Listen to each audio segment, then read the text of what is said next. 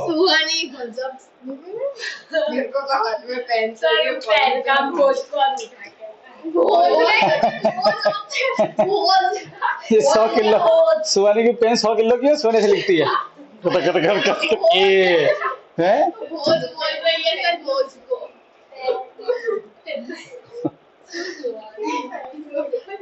कितने किलो की पेन है तेरी अब बात कर रहे हैं हैं? ए उसको सही कर बेटा।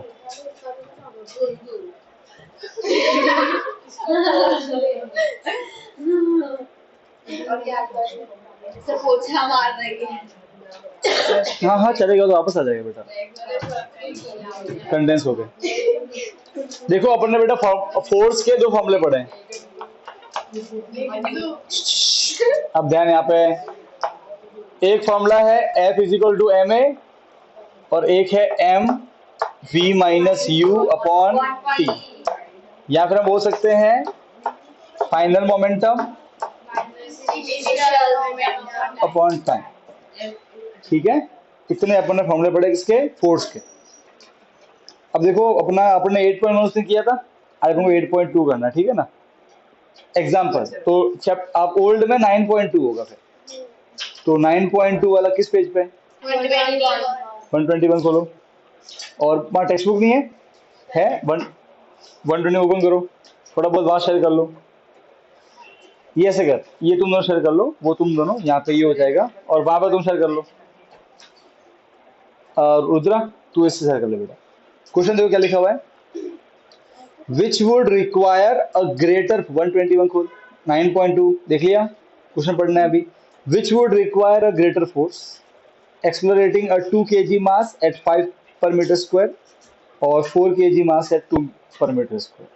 देखो दो है, एक तो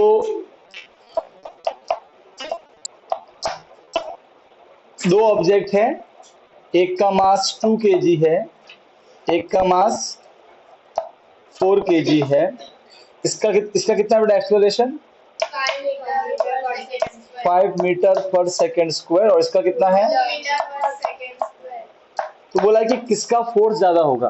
फोर्स क्या होता है, m इंटू ए, 3 फॉर्मूले है ना, अभी हमको m मालूम है और ये मालूम है, तो ये वाला लगाएंगे, सही बात है ना। v और u तो मालूम नहीं बेटा, तो कैसे निकालोगे बेटा फोर्स, F1 तो m इंटू इसका a, m कितना है इसका 2, a कितना है 5, 2 5 जा 10 न्यूटन, और यहाँ कैसे निकालोगे F2 वही m इंटू a, m कितना है बेटा 4 और a कितना है 2, आंसर कितना आ गया बेटा 8 न्यूटन।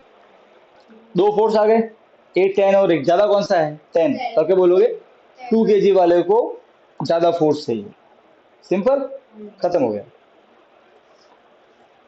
अब 8.3 देखो, इजी है ना, तो आपके माइंड में फॉर्मूले होने चाहिए, फिर क्वेश्चन एकदम इजी हो जाएगा।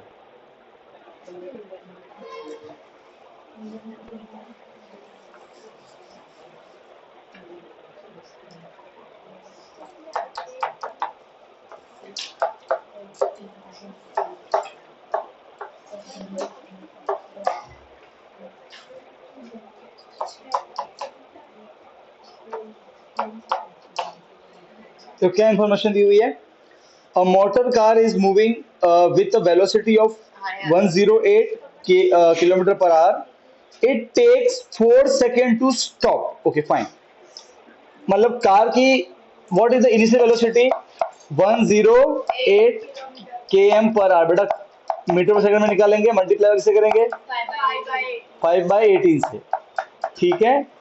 18 की टेबल में 10 जाता है भाई, 9 2 जा जाता है ये तो, और 9 1 जा 9 और 9 2 जा हाँ जाता है 6 बार, 6 5 जा 30 मीटर पर सेकंड, ये आ गया इनिशियल। अब आते हैं फाइनल, क्या बोला है स्टॉप, तुम लोग फाइनल 0, और ये गाड़ी को रुकने में टाइम कितना लगा 4 सेकंड, मतलब ये है कि गाड़ी की स्पीड 108 थी, 4 से ब्रेक लगाया हो गया कुछ भी, हाँ अब वेलोसिटी चेंज हुई मतलब फोर्स लगा, यही पढ़ा है हमने, तो वेलोसिटी चेंज हुई मतलब फोर्स लगाए। तो क्या पूछा देखते हैं, calculate the force exerted by the brake, obviously brake ने फोर्स लगाया होगा तभी वो रुका है, तो कितना फोर्स लगाया ब्रेक ने किस पे, गाड़ी पे। अगर गाड़ी का mass, the mass along with the passenger, obviously अब जो मास होगा अंदर जो ड्राइवर है गाड़ी का सब मिला के गिना जाएगा, सब एक साथ में रुके होंगे, आप गाड़ी रुकी हुई तब, यस और no.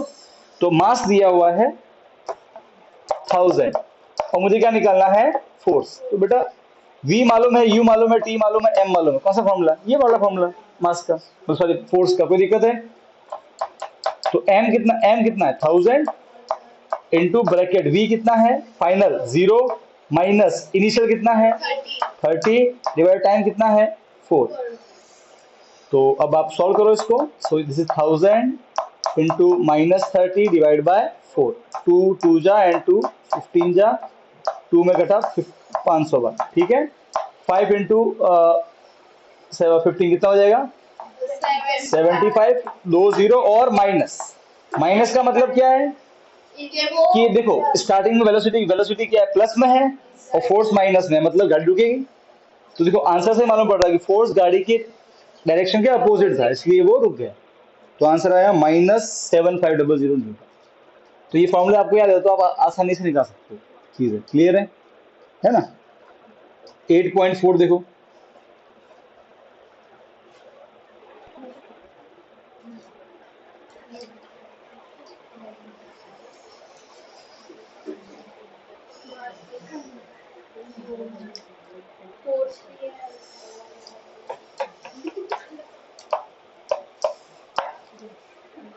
A force of 5 Newton, force दिया है कितना है 5 Newton, gives a mass m1, मास कितना है m1, अभी हमें नहीं मालूम कितना है, एंड एक्सेलरेशन ऑफ 10, कितना एक्सेलरेशन दिया है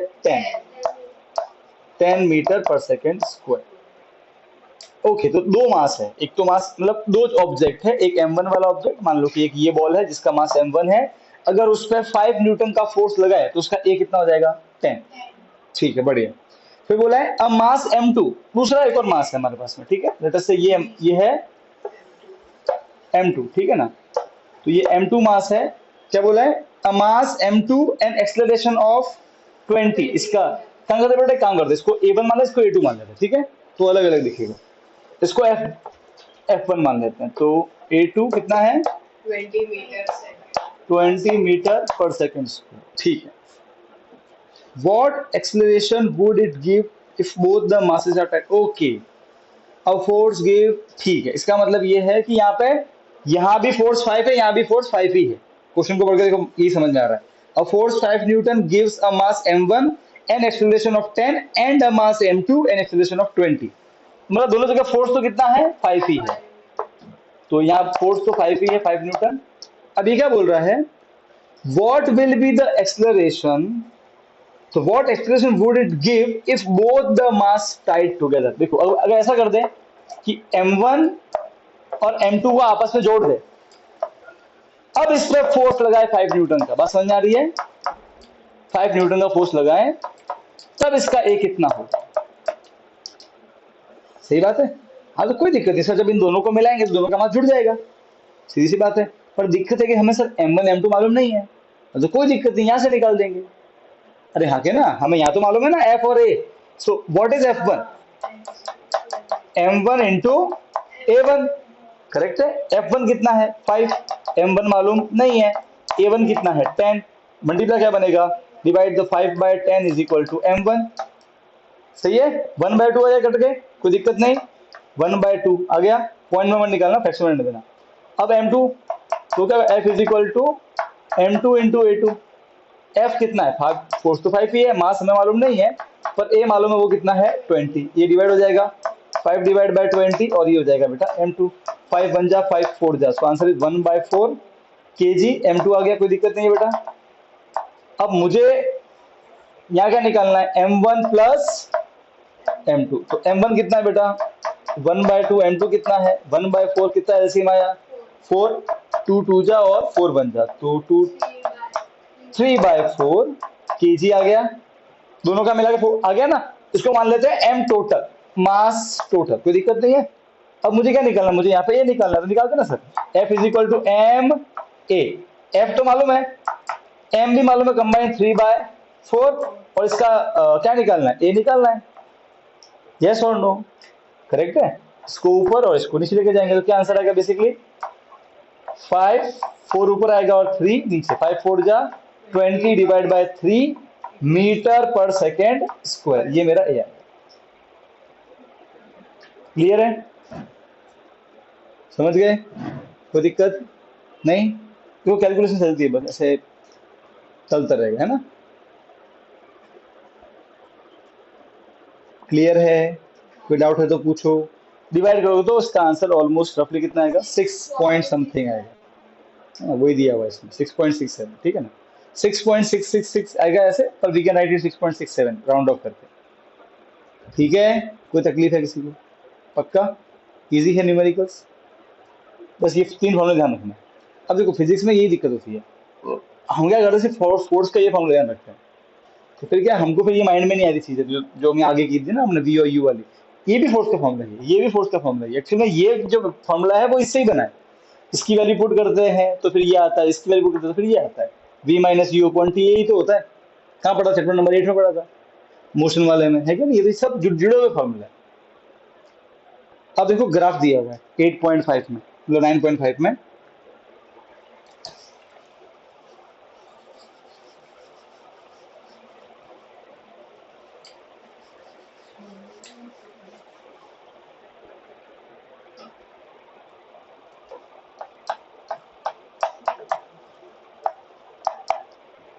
ओके, ये ग्राफ क्या एक्सप्लेन कर रहा है वो समझना पड़ेगा। तो ग्राफ के हिसाब से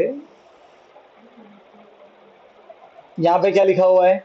20, फिर क्या लिखा हुआ है? 15, 10, 5, सही है। यहाँ पे लिखा हुआ है वेलोसिटी, जो कि सेंटीमीटर में, देखो आप ग्राफ को ऑब्जर्व करो, वहां सेंटीमीटर पर सेकंड लिखा है, लिखा है ना? लिखा है ना? सो सेंटीमीटर है, मीटर में निकालना पड़ेगा, वो निकाल देंगे बाद में। फिर टाइम, जो कि सेकंड में है। ग्राफ टाइम को टच कहाँ पे कर रहा है? 1 2 3, वो टच कर रहा है टाइम को 10 पे, सही बात है ना? अरे हाँ के ना?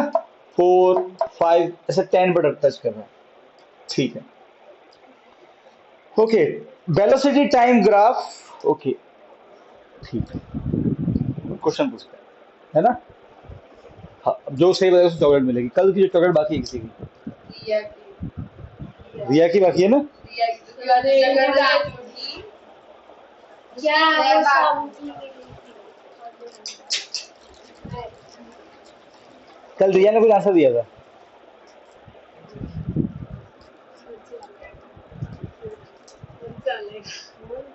ले ले ले। हाँ, अब क्वेश्चन है, ये जो मोशन है ये कौन सा मोशन है? ओके, पहला बताना है कि यूनिफॉर्म मोशन है कि नॉन यूनिफॉर्म मोशन है। दूसरा, यूनिफॉर्म एक्सेलरेटेड मोशन है कि नॉन यूनिफॉर्म एक्सेलरेटेड मोशन है। दोनों का आंसर देना। यूनिफॉर्म मोशन है कि नॉन यूनिफॉर्म मोशन है? हाँ सर का साइड हाँ हाँ। फिर यूनिफॉर्मली एक्सेलरेटेड, दोनों अलग अलग होते हैं, समझाया था। यूनिफॉर्म मोशन और नॉन यूनिफॉर्म मोशन, वहाँ एक यूनिफॉर्म एक्सेलरेटेड मोशन और एक यूनिफॉर्म नॉन एक्सेलरेटेड मोशन। ऐसे नहीं लिखा, थोड़ा देख मेरी बात सुन, तो थोड़ा सा सोचेंगे तुझे यही लगेगा चीजें। हैंड रेज करना है, फिर मैं पूछूंगा आंसर, वो बीच में बोलना नहीं है, ठीक है? कि तुम अपनी चॉकलेट गवा दोगे सही बोलोगे तो, फिर और पकड़ लेगा चीज को। हाँ, तो भाई कौन कौन आंसर में रेडी है? कितने लोग? एक कीमा तो रेडी है? हाँ, 1 2 3 4, 4 लोग हैं। और कोई? रुद्रा? सर ऐसा बोल सकते हैं कि स्ट्रेट लाइन है यार। हाँ हाँ हाँ हाँ भाई, 5 लोग हैं, ठीक है? 5 लोग। ओए क्या देख रही है? हाँ, ले चल रुद्रा, तू चूज करना है। हाँ ठीक है, डेफिनेशन देख ओके हाँ। यूनिफॉर्म में ओए ओए ओए ओए ओए, बंद कर बंद कर। तू भी है?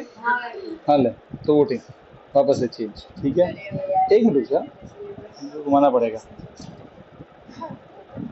हाँ, ये हिया बोल। सर ये मतलब एक्सेलरेशन बताना है कि दोनों यूनिफॉर्म मोशन है कि नॉन यूनिफॉर्म, और यूनिफॉर्म एक्सेलरेटेड मोशन है कि non uniform accelerated motion? Sir non uniform motion कौन सा है? Non uniform. और यूनिफॉर्म एक्सेलरेटेड कि non uniform accelerated? Uniform acceleration. अच्छा, यूनिफॉर्म एक्सेलरेटेड, हाँ करेक्ट? हाँ कैसे मालूम पड़ेगी बात? सर क्योंकि वो अपनी कांस्टेंट मतलब एक्सेलरेशन के साथ ही मतलब ग्राफ में भी दिख रहा है। ग्राफ में कैसे मालूम पड़ता है कि वो एक्सेलरेशन कांस्टेंट सर है? क्योंकि वो मतलब स्ट्रेट लाइन लाइन है, वेरी गुड। और मोशन नॉन यूनिफॉर्म क्यों है? सर क्योंकि वो इक्वल मतलब डिस्टेंस के साथ टाइम कवर मतलब हाँ कवर नहीं कर रहा है इसलिए। वो कैसे मालूम पड़ा? यहाँ तो डिस्टेंस है ही नहीं कहीं। सर क्योंकि इसमें ग्राफ में ही दिखा रहा है कि 20 मतलब जो हाँ, यहाँ तो बड़ा डिस्टेंस है ही नहीं ना, यहाँ तो वेलोसिटी है। ये तो ये कैसे मालूम पड़ा कि ये मोशन नॉन यूनिफॉर्म? बहुत करीब पहुंच गई है, लगभग से बस एक इसका आंसर देना है, बाकी सब सही है। तो क्रॉस क्वेश्चनिंग क्यों कर रहा हूँ, तभी आपको वो कंसेप्ट समझ में आएगा। ठीक है, अभी कितने बचे? 5 लोग। सर हाँ, आपने अभी जो क्वेश्चन बोला उसका आंसर दे रहा है। नहीं नहीं, दोनों देना है आंसर, फिर मैं आपको दोनों पूछूंगा। इसने मुझे जो समझाया पहले वाले का आंसर यही है। ठीक है, ये था कीमा पे। हाँ, कीमा। सर क्वेश्चन रिपीट सर ये वाला सॉल्व वाला हो गया, सॉल्यूशन ना मिला तो सारा क्वेश्चन मोशन सर कोई बात नहीं, लगा देंगे। हाँ, बटन ऑन हो जाएगा ऐसा मतलब। हाँ, बोल। सर नॉन यूनिफॉर्म है क्योंकि सर इक्वल टाइम में इक्वल मिनट्स में जो सेंटीमीटर पर सेकंड है उसका मतलब ये है कि वो 1 सेंटीमीटर मीन्स उधर 5 10 5 5 का गैप दिया है, तो उसमें क्या है और 1 सेंटीमीटर में वो मोशन नॉन यूनिफॉर्म है, वो तो डिस्टेंस, वो तो यही बोल रही है, सर सेम चीज यही बोल रही है।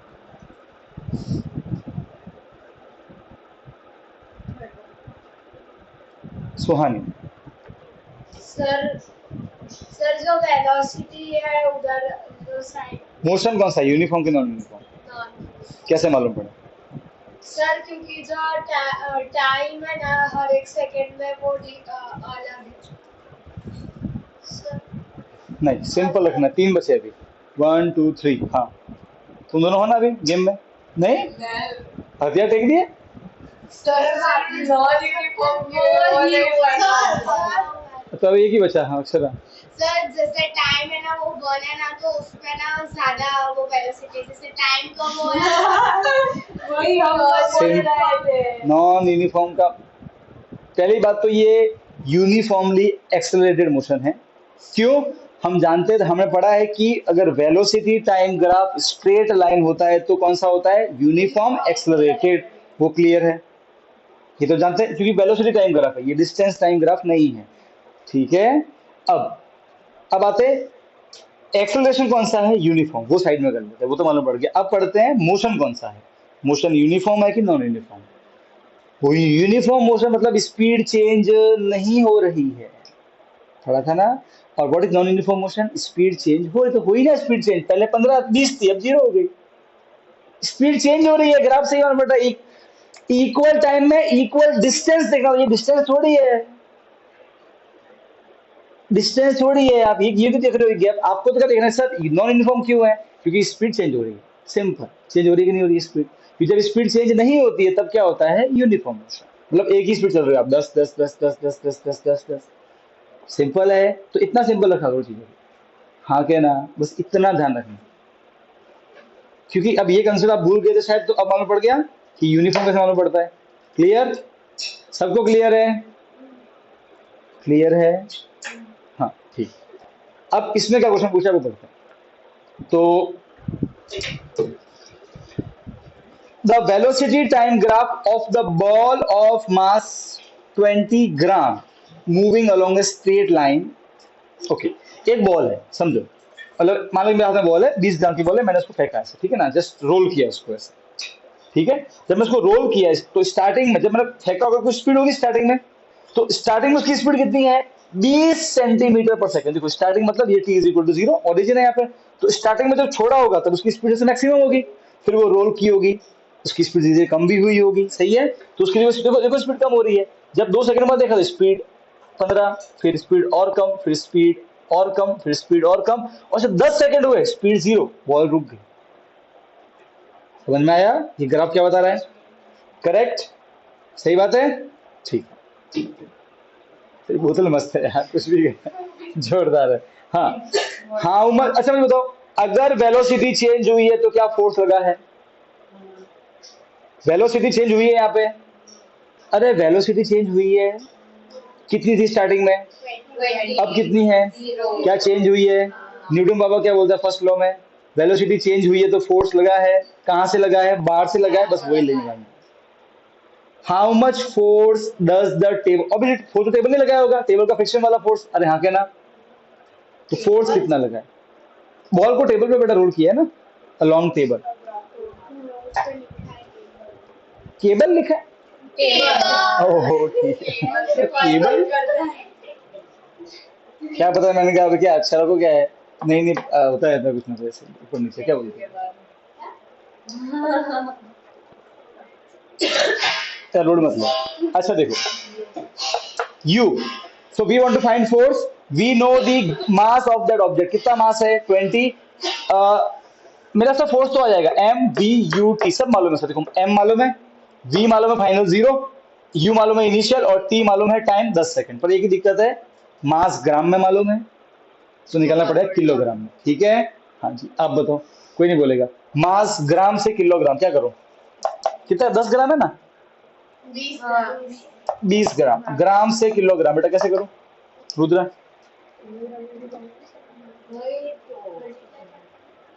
मैं पूछ रहा हूँ आप जो क्या बोलो, मल्टीप्लाई करना किससे, 100 10,000 से, हाँ जैना बोलेगी ग्राम से किलोग्राम, मल्टीप्लाई या डिवाइड किससे, 1000 से, इंटू 100, तू बता,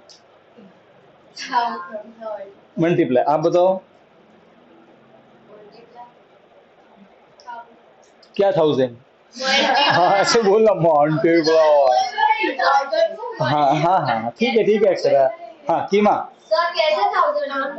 मुझे क्या मालूम, मैं तो पूछ रहा हूँ, एक सेकेंड, मैंने सही थोड़ी बोला है अभी किसी को, मैं तो सिर्फ पूछ रहा हूँ सबको, हाँ नहीं मालूम, ओए बगड़ बिल्ली, डिवाइड बाय 1000, डिवाइड बाय 1000, ठीक है ध्यान रखो, बोल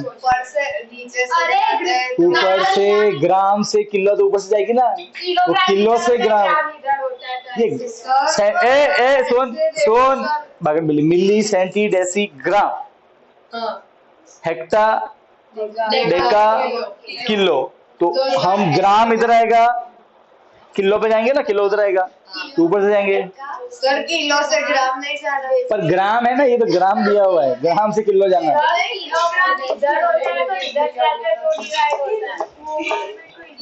ओके ये आ गया किलोग्राम में। अब एक ही दिक्कत है, इनिशियल वेलोसिटी कितनी दी हुई है, इनिशियल 20, सर इसमें 0 काट हो जाएगा, एक मिनट काट देंगे बाद में, 20 सेंटीमीटर पर सेकंड, 20 सेंटीमीटर, मुझे सेंटीमीटर आ रहा है मीटर में, सेंटीमीटर से मीटर कैसे आएगा, डिवाइड बाय 100, तो सेंटीमीटर क्या बन गया, मीटर डिवाइड बाय, कोई दिक्कत है क्या, ये काट दो, ये 5, कोई दिक्कत नहीं, तो u कितना आया 1/5 मीटर पर सेकंड, v कितना है 0, फाइनल 0 है, टाइम कितना है 10 सेकंड, जो कि ग्राफ से मालूम पड़ रहा है। Now we have everything, we have v u t and m, हमको क्या निकालना है, मास, बस हम फाइनली इसको थोड़ा मतलब फोर्स, अब देखो बेटा फोर्स क्या होगा, m कितना है 1/50 इंटू ब्रैकेट में v 0 माइनस u कितना है 1/5 डिवाइड बाय t कितना है 10, 1/50 नो 0 माइनस 1/5 माइनस 1/5 आएगा, डिवाइड बाय 10, नीचे कुछ नहीं मतलब 1 तो होता ही है, इसको इससे मल्टीप्लाई, इसको इससे मल्टीप्लाई, क्या आएगा बेटा, ध्यान से देखना, 1/50 इंटू माइनस 1 इंटू 1 1 और 5 10 जा 50, कोई दिक्कत नहीं है, और ऐसे देखना प्लस माइनस माइनस 1 5 5 जा 25 और 00, ये हमारा आंसर आएगा, सो माइनस 1/2500 न्यूटन। अब इसको पॉइंट में कन्वर्ट करोगे तो देखो मैं आपको दिखा दो कैसे करो, कैसे कर सकते हो, माइनस 1/25 और नीचे 100 को अलग लिख दो, ठीक है ना, 1/25 कितना होगा 0.04 डिवाइड कर रहा हूँ बेटा, ठीक है, बेसिकली 0.04 होगा, ये होगा ना, हाँ, और फिर ये 100 तो है, ये फिर डिवाइड का 2 0 और इधर आएगा, हाँ क्या ना, तो माइनस 0.0004, पहले यहाँ पे था 1 और 2, इतना न्यूटन फोर्स लगा ऑब्जेक्ट पर, माइनस 0.0। सर ये 150 को माइनस 150 से तो वापस तो मल्टीप्लाई तो है बीच में, 150 का है ना। सो कितना आंसर आ रहा है इसमें, बुक में भी यही आ रहा है, माइनस 0.004 न्यूटन। कोई बेटा तकलीफ है तो बोलो, कोई शंका, कोई दिक्कत नहीं। अच्छा अभी सर वो हाँ 0.045 है तो वो किस में? ये 5 नहीं है बेटा, तो एरो भी है, अच्छा। ठीक है। कैलकुलेशन को क्लियर है? अरे क्लियर है। अब आज ही ये क्वेश्चन को एक बार ट्राई करना खुद से, तभी कैलकुलेशन समझ में आएगी। ये तो मैंने किया, ठीक है। मैं पिछले 4 साल से ये सम कर रहा था, मुझे आता है कि मैं 4 साल से ही पढ़ा रहा हूँ, ठीक है। तो मुझे तो मालूम है कि इसमें कब क्या करना होगा, ठीक है। कोई नया उसमें मालूम पड़ जाएगा क्योंकि वो इतना एक्सपीरियंस हो गया। पर आप बेटा डांस करना कल भी लिया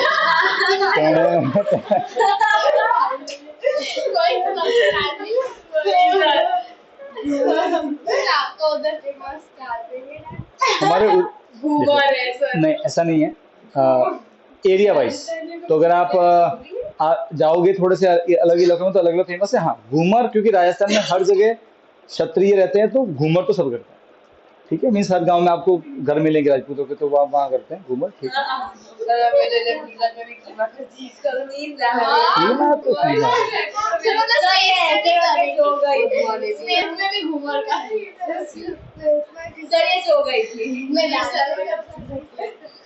है। हम इंसान क्यों है, क्योंकि हम खुद को कंट्रोल कर सकते हैं, ठीक है। Always remember. हाँ किसने रोका है? इतना अच्छे से क्यों, किसने रोका है? क्या सर स्पेस में उड़ेंगे। We can create the condition. या तुम कर क्या रहे हो यार? अच्छा है ना, उड़ते उड़ते डांस। ऐसे हम we will create such conditions कि हम कर पाए। फिर कर सकते, क्यों कर सकते?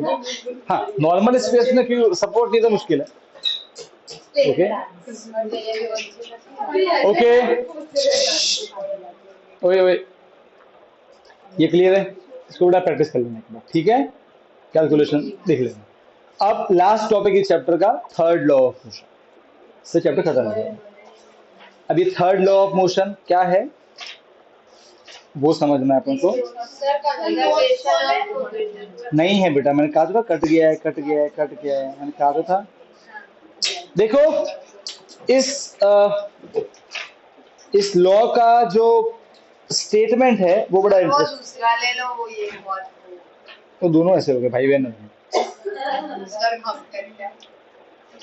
सर वो तो नया ही नया ये और एब्जॉर्ब नहीं करता ना यार चौक को।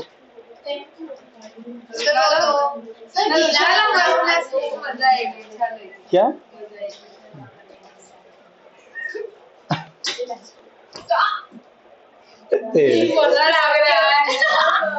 सर उससे करो, उसमें नंबर निकलेगा। सर उससे आपके ऊपर आ जाएगा।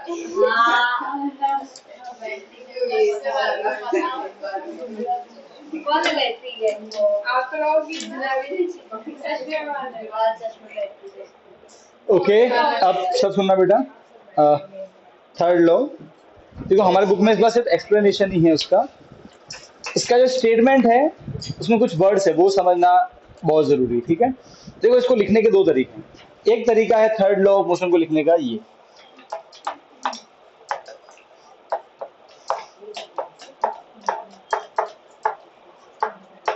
देखो,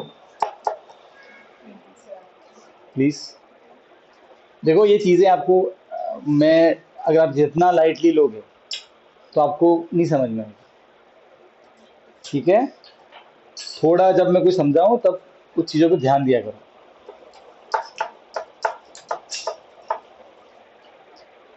एक कारण ये भी है कि उनको फिजिक्स नहीं खा रहा है शायद स्टार्टिंग बहुत बच्चों को, कुछ को खा गया है।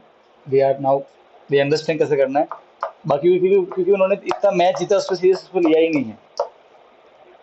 उसका मेन एक कारण ये भी है कि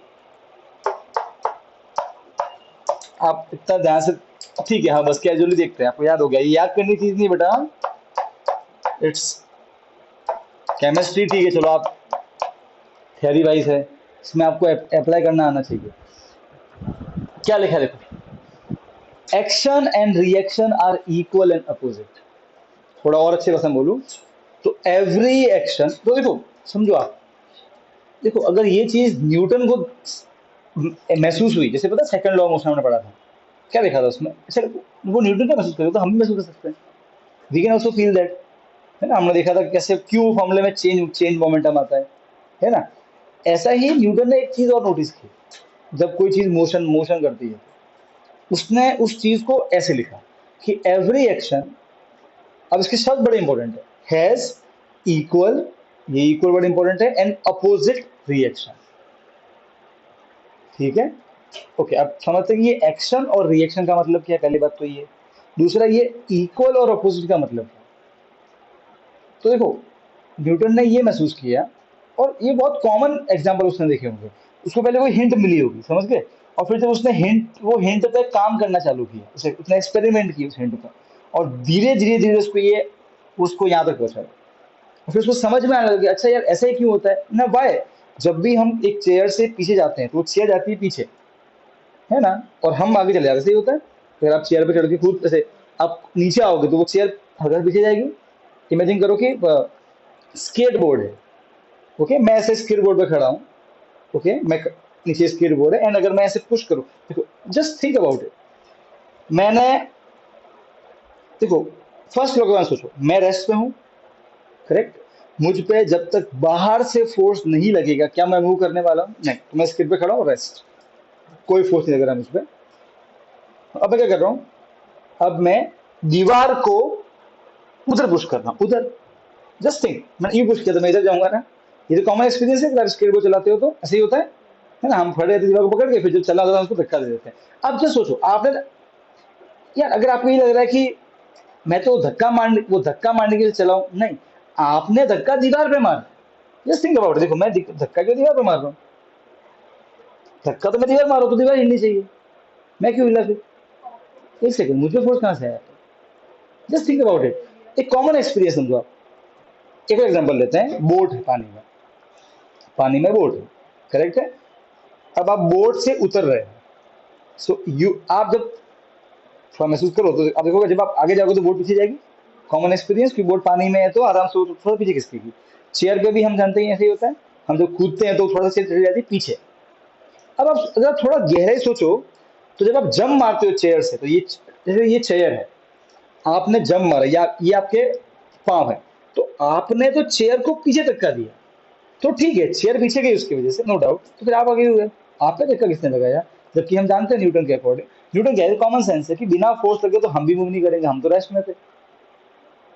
चलो अगर वो भी समझ तो ये समझो ना, स्केट वाला एग्जाम्पल समझो, मैंने क्या किया, आप भी स्केट पे खड़े हो जाओ, घर पे ट्राई करना पड़ेगा यार, ऐसे खड़े होके पुश करना दीवार पर, लाइक दैट, तो आप तो दीवार को पुश कर रहे हो, जब आप दीवार को पुश कर रहे हो तो फिर आप क्यों चल रहे हो, ओके, हम मूव किए, इसका मतलब हम पे फोर्स तो लगा कहीं से, वो फोर्स कहां से आया, वो फोर्स दीवार से आया, हमको वो दिखेगा नहीं। सो आपने जो फोर्स लगाया, तो जो फोर्स लगाता है, तो जो मेरा फोर्स है दीवार पे वो कहलाएगा एक्शन फोर्स, और जो दीवार का फोर्स मुझ पे है वो कहलाएगा रिएक्शन फोर्स। अब देखो मैंने दीवार को धक्का किधर मारा था, इधर, और मैं किधर गया, बिल्कुल अपोजिट। तो देखो एक्शन का रिएक्शन है कैसे, बिल्कुल अपोजिट। ये समझ में आ गई बात, सिंपल। और ये इक्वल भी होता है, ये एक्सपेरिमेंटली प्रूव होता है कि एक्चुअल में अगर मैंने दीवार पर धक्का लगाया 50 न्यूटन का, तो मुझ पे उतना ही, अगर दीवार पर धक्का मैंने इधर लगाया 50 का, तो दीवार मुझ पे लगाएगी इधर 50 न्यूटन का, समझे। अरे यस और नो, बात समझ में आई कि नहीं है, क्लियर है। और ये हर जगह होता है, इसको एग्जांपल लेते हैं, टेक फॉर एग्जांपल बलून, आप जो बलून लेते हो, जब उसमें जब हवा को छोड़ देते हो तो यू जाता है। Take example of spacecraft, ISRO वाला बोल रहा हूँ, कीमा वाला तो अलग प्रिंसिपल काम करता है। तो इसरो वाला स्पेसक्राफ्ट हमारा GSLV Mark 3 इंडिया का हाथी कहलाता है वो, है ना। वो 5000 के आसपास केजी का जो सैटेलाइट है वो ऊपर छोड़ सकता है, ठीक है। So it elephant, big fat elephant of ISRO. तो GSLV Mark 3 जिसमें हमारा चंद्रयान 3 गया था। तो अच्छा, अब अगर नोटिस करो तो वहाँ हो क्या रहा है आखिर में, कि वो रॉकेट ऊपर जा रहा है एंड वो जो उनकी गैस होती है वो नीचे जा रही होती है, करेक्ट है। हम दिखते हैं ना वो आग जलती, वो एक्चुअली में गैस है ना, बर्न्ड फ्यूल है। अब वो क्या होता है, सिंपल है, वो फ्यूल को रॉकेट धक्का मारता है नीचे, तो वो फ्यूल देखो समझना, रॉकेट ने फ्यूल को अंदर अंदर जलाया, उसकी वजह से कुछ रिएक्शन हुआ, फ्यूल पे धक्का लगा नीचे की ओर, कहाँ लगा, नीचे नीचे नीचे लगा, तो फ्यूल आया नीचे। तो ये फ्यूल पर जो फोर्स लगा वो एक्शन, तो ये एक्शन फोर्स किस पे लग रहा है, फ्यूल पे, करेक्ट। बदले में फ्यूल ने उतना ही धक्का बिल्कुल उल्टा, मतलब ऊपर इस पे लगाया, रॉकेट पे। तो एक्शन तो लग रहा है फ्यूल पे और रिएक्शन लग रहा है रॉकेट पे। बात समझ में आ रही है। इसी रॉकेट ऊपर जाता है। बलून ले लो, बलून हम तो छोड़ते हैं तो वो जाता है, क्यों, हवा बाहर निकलती है तो हवा जाती है पीछे की ओर, बलून जाता है आगे की ओर। यस और नो। हम एक, we can do the experiment also. हम एक रस्सी बांध सकते हैं वहां से वहां से वहां तक, ठीक है। We can take hollow pen, ठीक है, उसमें हॉलो पेन ले लिया, उस हॉलो पेन को रस्सी में लटका दो, समझ गए। और उससे ना एक बलून चिपका दो, फूला हुआ बलून चिपका दो, चिपका दिया, और उसको हम यहाँ यहाँ रख सकते हैं, यहाँ रख दिया।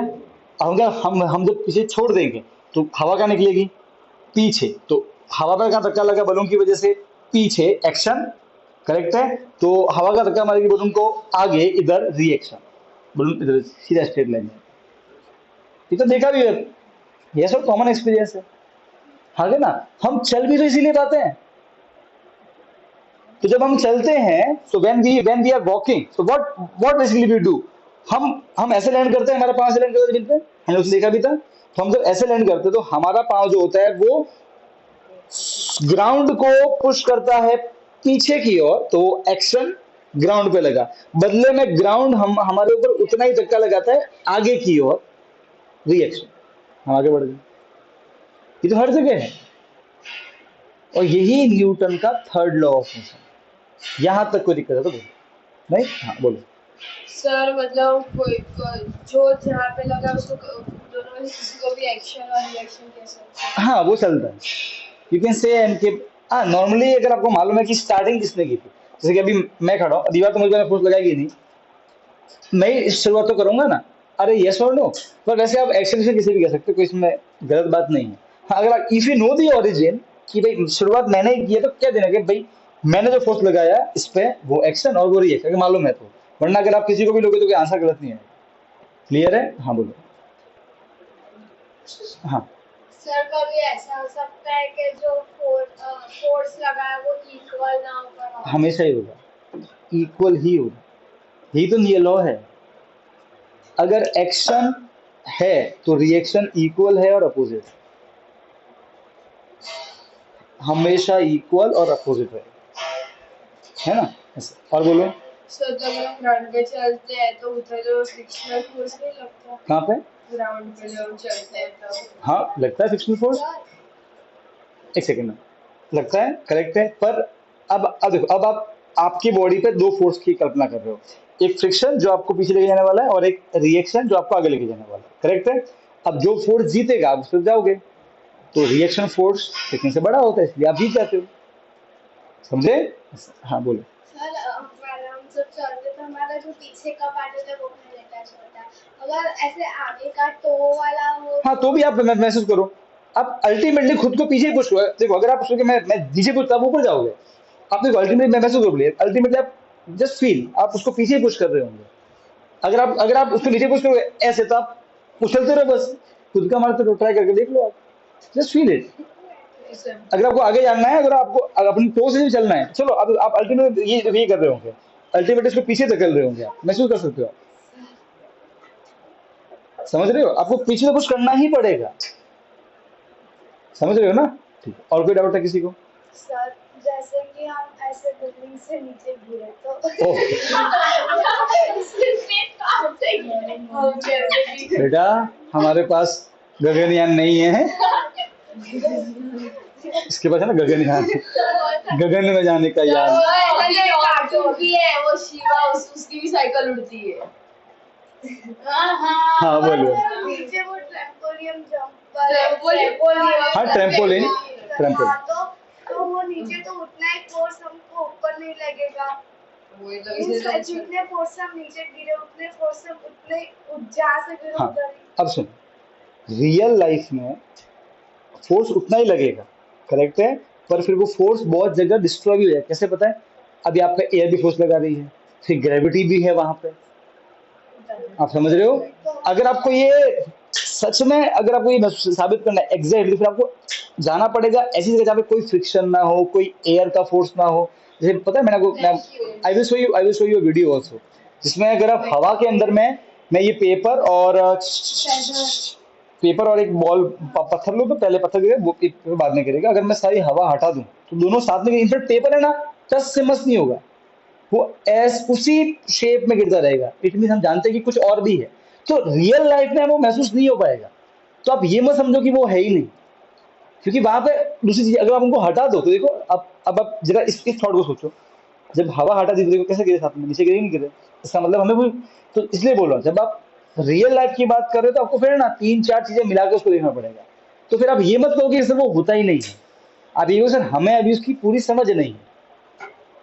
करेक्ट वर्ड ये होगा। हाँ बोलो। सर तो जैसे कि हम चल रहे थे तब भी तो ग्रेविटी हम पे फोर्स है, लगा इसलिए हम जितना रिएक्शन फोर्स हम पे लगता है ना, हम उतने फोर्स चल नहीं पाते हैं, कुछ फोर्स लॉस हो जाता है, तभी तो बॉल रुक जाती है ना। बिल्कुल सही बात है। रिजल्टेंट बहुत ज्यादा, वो रिएक्शन बहुत ज्यादा इसलिए चल पा रहे हैं, तभी तो चल पा रहे हैं ना, वो ज्यादा है, ये प्रूफ है कि हम आगे चल पा रहे हैं, वो जीत रहा है ना। वो बैलेंस फोर्स नहीं है, हमारा फोर्स जो है रिएक्शन, वो जीत रहा है, आगे की आगे बढ़ गए। बिल्कुल फ्रिक्शन रोक रहा होगा, बिल्कुल एयर भी रोक रही होगी, ग्रेविटी भी नीचे की कोशिश करती है, सही बात है, इनमें से मना नहीं कर रहा हूं मैं, कह रहा हूं कि आपका रिएक्शन जीत रहा है, समझ रही है ऐसा। पर सोच, अगर तू ऐसा ये स्पेस में होगी तो बस एक बार फोर्स लगा देना खड़ा, बस तू हमसे आगे जाती रहती। सोच, एक बार लगाना है फोर्स, क्योंकि वहां पे कोई और रोकने वाला नहीं है। एक तो वहां पे तुझे उसका आंसर सटीक मिलेगा, पर यहाँ तो ग्रेविटी भी है, एयर भी है, तो रोक देती है तुमको।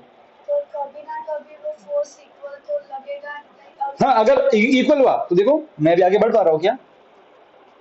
बढ़ पा रहा हूँ नहीं तो मैं गिर गया, तो अभी आगे मैं आगे बढ़ पा रहा हूँ, लाइक दैट, मैं बढ़ पा रहा हूँ आगे नहीं। देखो मैंने पुश किया पीछे, देखो पुश कर रहा हूँ जोर से, नहीं बढ़ रहा ना इस समय। वो जो मेरा पाँव का फ्रिक्शन है वो इक्वल हो गया रिएक्शन, फ्रिक्शन और ग्रेविटी मिला के मैं नहीं बढ़ पा रहा हूँ। बिल्कुल होता ही है ना, समझे? और बोलो।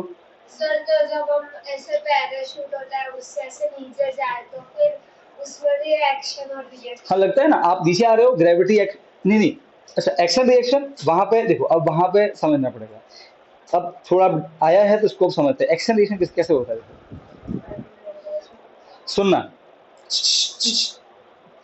देखो सो ये पैराशूट का, सो मैं इसको ऐसे समझाऊंगा आपको मैं समझना पड़ेगा एक्शन रिएक्शन होता क्या है फिर।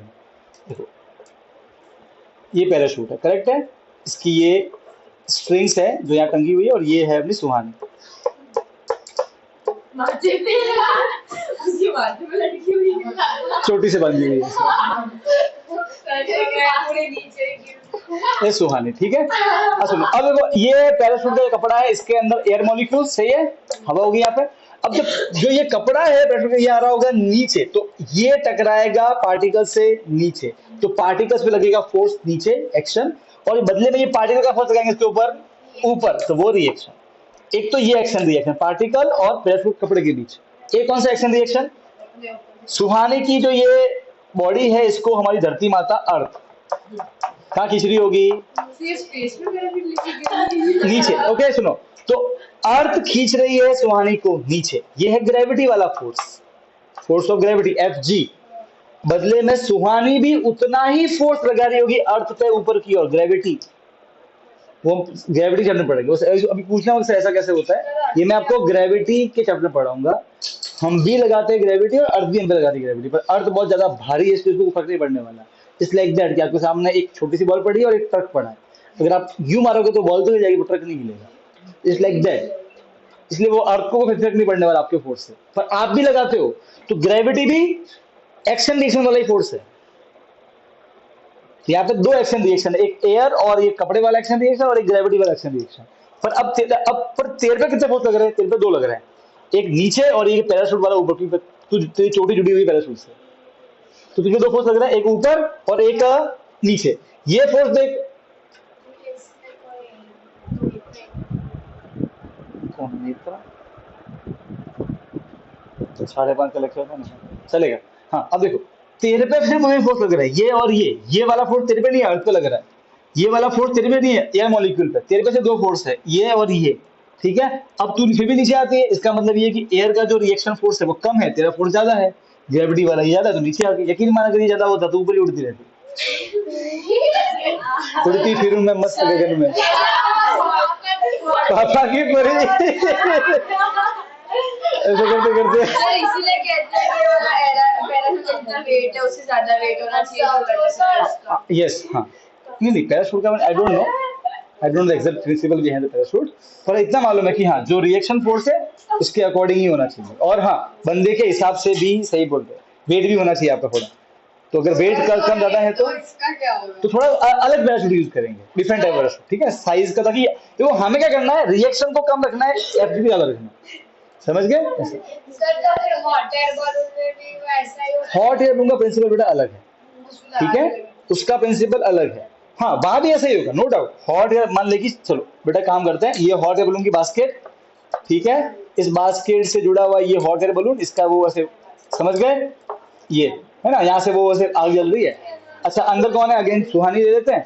अब देखो बेटा सुनो, अब यहाँ पे क्या हो रहा है पता है, यहाँ पे ऐसा होता है, हॉट एयर बलून में अंदर की एयर को जबरदस्ती गर्म किया जाता है, और जब एयर गर्म होती है ना तो वो उतना ज्यादा जोर से टकराती है ऊपर की ओर। देखो यहाँ पे जब आप आते हो पैराशूट से तो आप हवा को गर्म नहीं करते, वो नॉर्मल टेम्परेचर पे, तो उसका फोर्स अलग होगा।